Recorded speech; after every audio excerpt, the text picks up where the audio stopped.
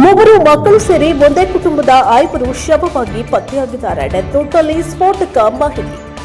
2 ವರ್ಷದ ಪುಟ್ಟ ಕಟ್ಟಮ್ಮ, 4 ವರ್ಷ ಹಾಗೂ 14 ವರ್ಷದ 2 ಮಕ್ಕಳು ಸಂಸಾರ. ಅದು ಪತಿ ದುರಂತ ಅಂತ್ಯ ಕಂಡ ಬಳಿಕ ಪತ್ನಿ 3 ಮಕ್ಕಳ ಜೊತೆ ಬದುಕು ಕಟ್ಟಿಕೊಳ್ಳಲು ಹೆಣಗಾಡ್ತಾ ಇದ್ದರು.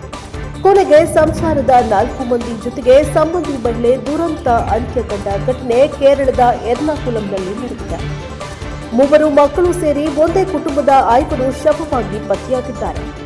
ತಿರುವನಂತಪುರ ಮೂಲದ ಈ ಕುಟುಂಬ ಚಿಕಿತ್ಸೆಗಾಗಿ ವಡುಕಲಿಗೆ ವರ್ಗಾವಣೆಗೊಂಡಿತ್ತು. ಘಟನಾ ಸ್ಥಳದಿಂದ ಡೆತ್ ನೋಟ್ ಪತ್ತೆಯಾಗಿದ್ದು ಪೊಲೀಸರು ವಶಪಡಿಸಿಕೊಂಡು ತನಿಖೆ ಆರಂಭಿಸಿದ್ದಾರೆ.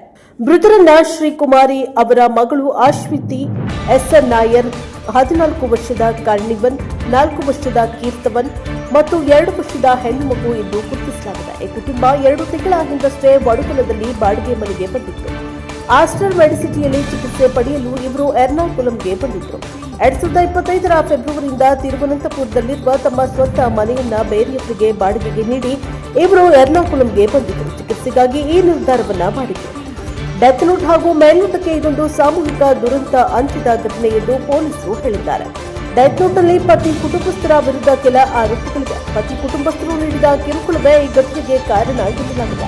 ಪತಿ ಕೆಲ ತಿಂಗಳ ಹಿಂದೆ ಬದುಕು ಅಂತ್ಯಗೊಳಿಸಿದ್ರು. ಪತಿ ಮರಣದ ನಂತರ ಪತಿಯ ಕುಟುಂಬಸ್ಥರ ಕಿರುಕುಳ ತೀವ್ರಗೊಂಡಿದೆ ಎಂದು ಆರೋಪಿಸಿದ್ದಾರೆ.